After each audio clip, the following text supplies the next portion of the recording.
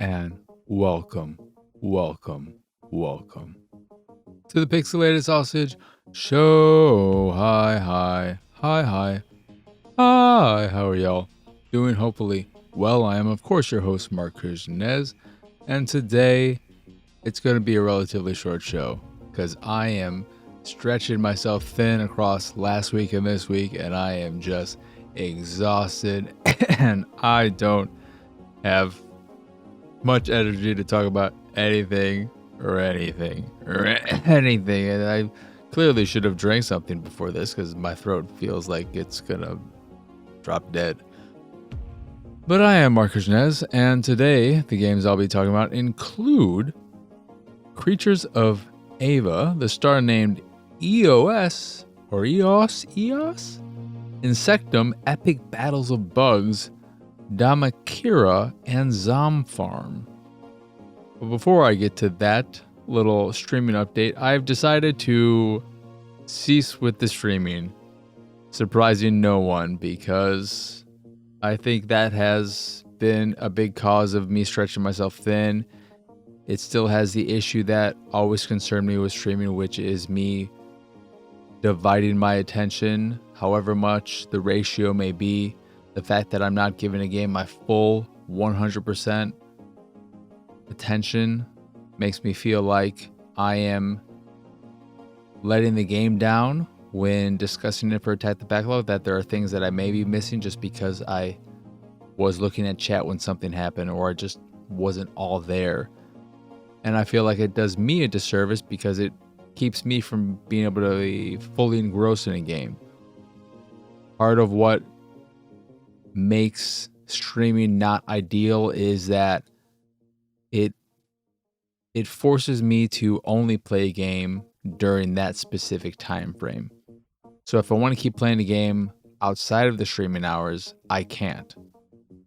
You could say, yeah, you can, but I feel like if you're playing through a game and not just playing a game casually a la Fortnite or games as service games, then it would be weird and wrong to the viewer to make progress outside of the stream. So that is something that, for me at least, is a non-question. There's no question whether I would stream outside of the stream or not, or play a game outside of the stream or not if it's something I'm playing on stream. But there are times when I've wanted to keep playing a game, whether it be because I'm really into a game or there's maybe I can see 30 minutes I still want to play to see what happens in this small time frame. I can see there's something about to happen, but I don't want to play too long on the stream because I have things to do at that time, and so on and so forth. So it's not something I'm excited to say is going away because I do enjoy engaging with the chat, but the cons in this case outweigh the pros, and that is that. I made that decision maybe a few hours prior to this recording. Deleted all the old streams because for me, if streaming is dead, then I don't want any remnant of streams on the YouTube. So those are gone, and I just changed the way I was going to be doing thumbnails for streaming the backlog as well, so that felt like a waste of my time. But it is what it is. I can maybe utilize that for Attack the Backlog thumbnails. But that's the biggest update side-wise, and really just in general.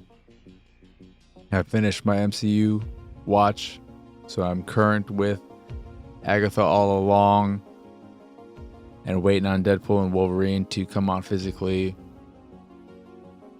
Nothing really new to report there other than Agatha All Along is, and probably forever will be, the worst thing in the MCU for me because I've come to the realization that I think I just hate witches, one, and two, I think it's a horribly written show with some terrible performances. What is the main actress's name? I've liked her in other things. I hate her in this show. I hate the character of Agatha. I think she's annoying. The way she acts normally is like a fucking, I don't know, 14-year-old girl trying to be cool and seem mature. I hate it. And the stuff they've done, opening with this true detective type style with terrible writing, terrible acting, terrible everything. Horrible first impression. And then everything they've done since is just, I hate it so much. It is just the fucking worst. I can't believe it's 9 episodes. I can't believe this show, this story, this character is one of 3 now shows deserving of a longer runtime, a longer episode count. We had WandaVision, then She-Hulk, and now this. No. But contrary to no's, we got yeses, maybe, for the games I played. Starting with Creatures of Ava. This is a third-person, I guess you could say somewhat action adventure-y. Not really. Not a lot of action.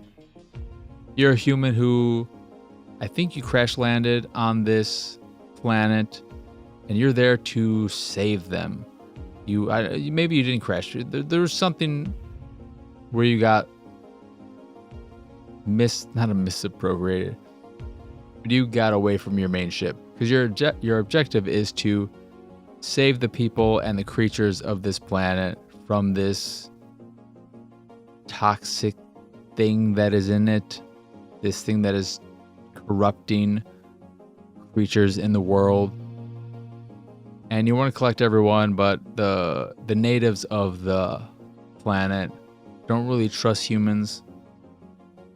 And so what you're doing in this game is going around the environment, collecting animals for your version of Noah's Ark, maybe, and also taking pictures of them while healing the ones that are corrupted of the corruption by using this magical stick you find in a ruin that is kind of like the Ghostbuster Proton Pack, where you lock onto a creature that's been corrupted, then you hold the stream on them while avoiding their attacks as they're attacking you.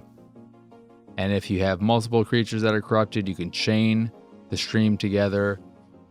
You get some abilities early on, and I'm sure later on, that allow you to, with the first one, make them float in the air for a second or two. And it's fine. It's very, very colorful, and it looks really, really nice. But it's, at times, a bit oversaturated. It's a bit too colorful, a bit too blown out, a bit too much, a bit too sharp on the eyes. But overall, it's very, very colorful and pleasant to look at. The animals are cute. You get a flute early on that allows you to herd the animals. You listen to what they sing. Then you play those notes, which is very simple. They'll show you in the directions that you have to play your notes so that there's no confusion, no having to remember anything. So that's convenient. I was worried I was going to have to remember the notes or go back into a menu to find it out, but the creatures, when you pull out the flute, will show you in the world what notes you have to play. And then you'll herd them and draw them to specific locations that'll collect them for your task.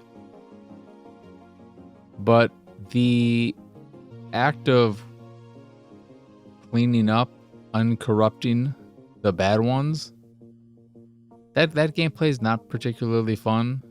Just having to hold this stream on a creature and then avoid their attacks. It doesn't feel that good to do that. And I kind of wish that wasn't in the game. I kind of wish it was just a Go explore the world, discover creatures, take pictures of them, take pretty pictures of them, learn more about them, learn more about the natives, see the story develop, and just do that. Just take pictures. Make it a picture game, a photography game. That's not what it is. And because of that, I'm not super drawn to it. So might go back and give it a bit more time, but the gameplay loop so far hasn't drawn me in of going around collecting animals, finding animals that are corrupted and clearing them of that corruption. I want a bit more, and the story's not doing a whole lot for me. You get some voice acting seldomly, but a lot of it is just reading and various grunts. Huh? Oh, yeah, just the typical thing. That is, again, Creatures of Ava. Speaking of photography, next we have the Star Named EOS. This is from the same studio that did Beyond, that painting one that was quite pretty to look at. And this has a painterly watercolor look to the environment and the visuals. This is a puzzle game where you are... I don't know if they peg it as a photography-based puzzle game, because it's not. I thought it might use... that's what I thought it was. But what you're actually doing is in a handful of various environments, you have a bunch of puzzles to solve. And what you're trying to do is oh God, I am so sorry, everyone. You're trying to remake these photographs your mother sent you. So the first one is in your room, and you have this picture that your mother sent you of a pot with some flowers in it, in front of a window with some red curtains. And so you have to go around your room solving various puzzles, open this suitcase, open this flower box, find out these symbols so you can get to this thing, and then you get this little piece for this toy thing, and then you turn that on, and then it opens up this that'll give you a clue for that. Oh God, I am very, very, very sorry. And you're doing a bunch of basic puzzles like that, some sliding block puzzles, nothing too crazy so far, at least. And it's also that you can do the picture of your mother. I'm trying to think of the word, and it's not coming to me. It's not remake, it's not reinterpret, it's not reimagine. To replicate, that's it. You want to replicate the picture and as exactly as you can. The second area, you're on a train, and your mother sent you this picture of her with a cup of coffee, I think, and a sandwich, and so you want to do that. I wish the game, because I really like the art style, and I like photography just in general, I wish the photography played more of a role in the puzzles. But it's really just this guise for basic ass puzzles. The photography is such a small aspect of the game, because all it is you having to do all these other regular type puzzles in order to do this puzzle, to this picture, to replicate it.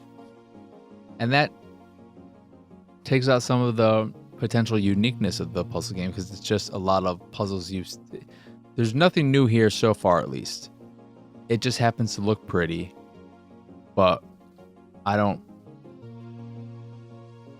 not getting a whole lot from that. It's kind of disappointing me in that sense.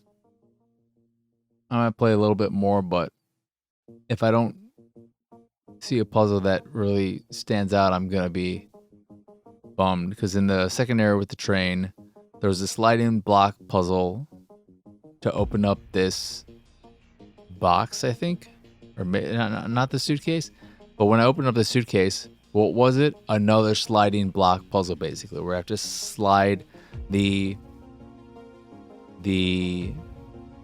not the containers. I can't think of any words right now. Everything's a mess in me. See, this is why I had to stop streaming. You have to slide around the objects inside, and there is a word for those, the content. That doesn't feel right, the contents. You slide around the contents of the suitcase to get to this little zippered area, and I just thought to myself, really? We already had one sliding block puzzle not even a minute ago, and I have to do another one? Also, this, with the one box you have to open, it makes sense that it's a sliding block puzzle because that's how you open it. It has the sliding block puzzle on the top of the box, and when you get the train to the other thing, it opens up. Makes sense that you have this box that has to be opened in a weird way. But with the suitcase, realistically, I could and should just be able to fucking take all the contents out of the box, out of the suitcase, get to what I need to, and then put the stuff back in there. I don't even have that much stuff in there. So why do I have to like move it over and do this? It's just an excuse for another puzzle, and I don't want to. If there are going to be more puzzles like that don't make any logistical sense, because whatever. I don't care that you have this puzzle box that needs to have these pieces on it in order to work. Whatever. It's fine that you have stupid boxes that are overcomplicated to open. Fine. But having a puzzle that could be solved with normal reasoning of just taking the fucking shit out of the suitcase, out of the way, because they're not, your fucking socks aren't fucking glued or they're not stuck to the suitcase. It's fucking stupid. All right. I'm sorry to try and throw logic in a puzzle game where logic always goes out the window, but I can't help it. And fucking stupid ass suitcase bullshit. That is the Star Named EOS. Insectum, Epic Battle of Bugs, is a strategy game, I guess you would call it, where you have two sides, one for you and one for the enemy, and 3 lanes. And then you have a number of bug types that you can spawn into any of the lanes by pressing one of the face buttons that correlates to those specific lanes. And what you're trying to do is get your bugs to the other end to destroy the enemy bases. And there are various types of bugs, some that can fly and fly over enemies, and so on and so forth. I played a little bit of it. Doesn't look that great. Doesn't seem... It seemed confusing. It, in the first few missions, seems and wants to be teaching you how to play. And they were so easy that I didn't even have to think about any kind of strategy. And then, when I get to the first one that feels like a legitimate level, I didn't understand how the flying bugs worked. Because I would send them off, and then they would stay on the ground.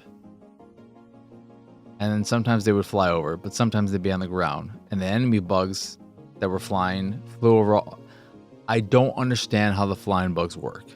And I did not care enough about the game to want to further investigate and learn more for myself. So that's on me in many ways, but the game just didn't hook me in the little time I spent with it. But it should have done a better job of really making things clear. Oh well, though. Damikira is not single screen. It is a small 2D arena-based shooting game where you're taking on waves and waves and waves of enemies while trying to keep your health. They'll drop health and weapon upgrades while being thrown quests during the game, like saving a number of hostages and so on. It could maybe be fun, but it is so, even when I turned off all of the visual settings they have, like screen shaking and a handful of others, it still is just a giant mess. It's a hugely visually cluttered game. And I don't know if it's by design or if it's just one of the worst performing games I've played in a long time.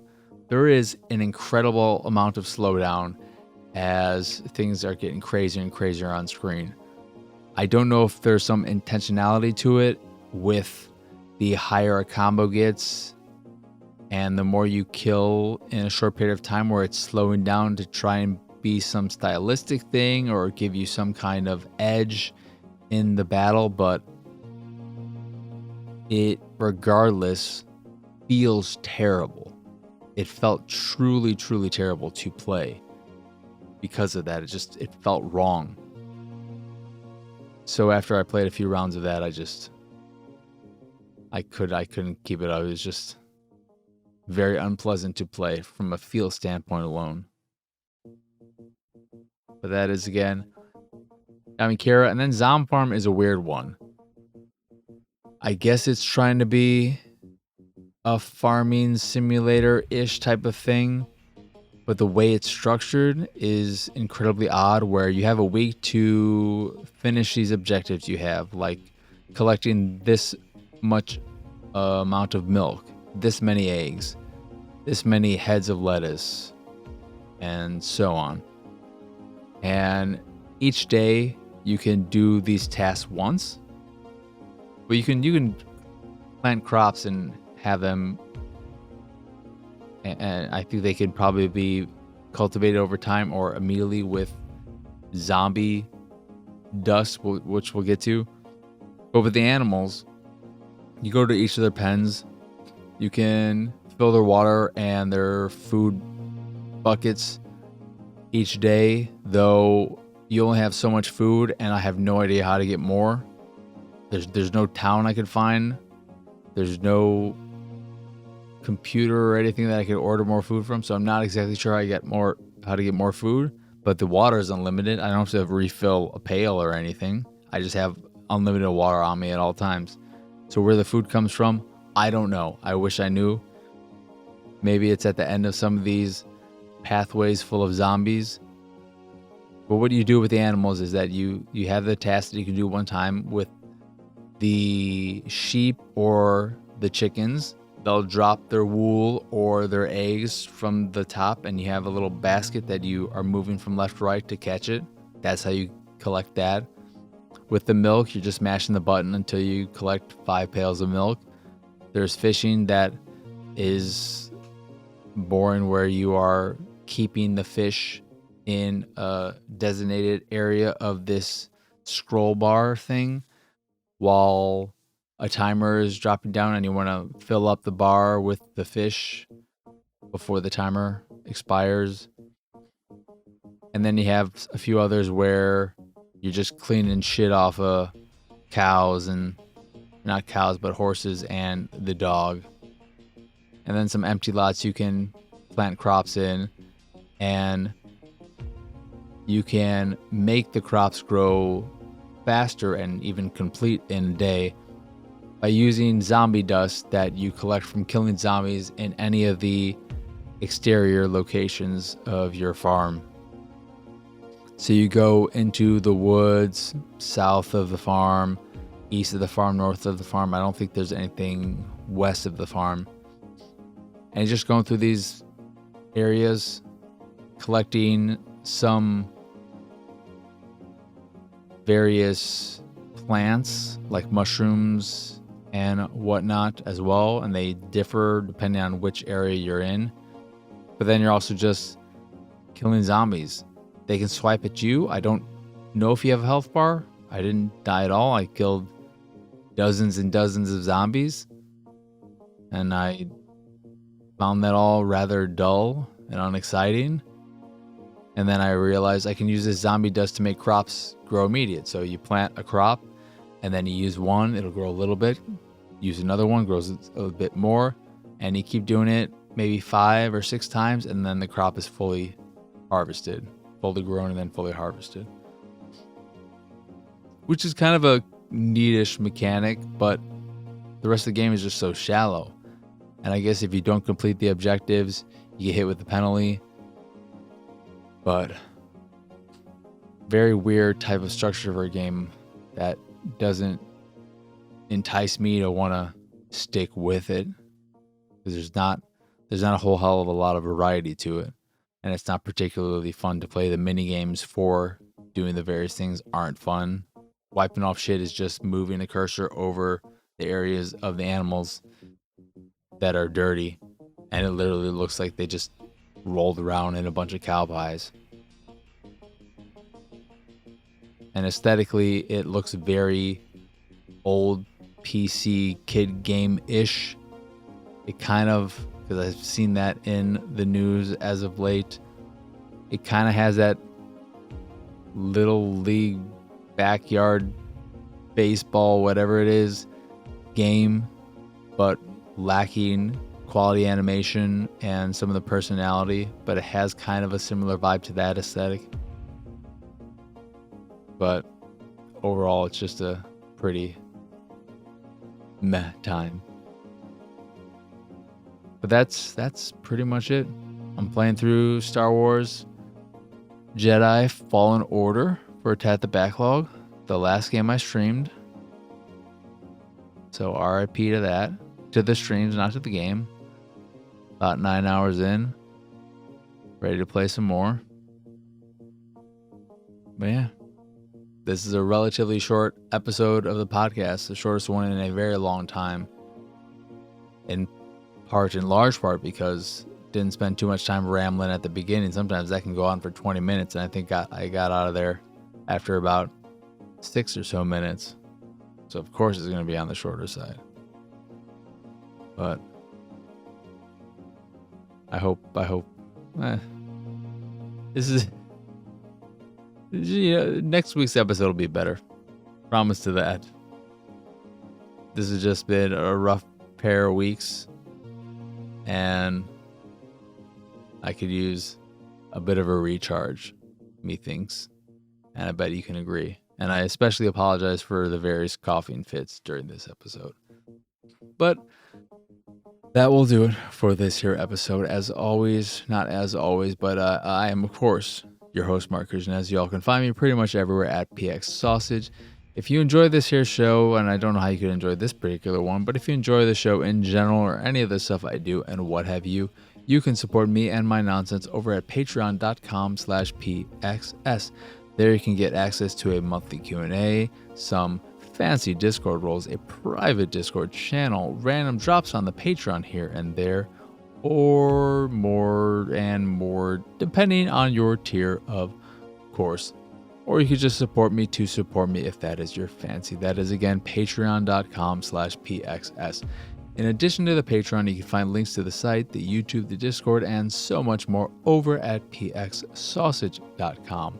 But that is it. That is all. As always, thank you for watching or listening. I hope you enjoyed this here episode, and I hope you have both a wonderful rest of your day, a lovely rest of your week, and a wonderful weekend. But for now, adios, arrivederci.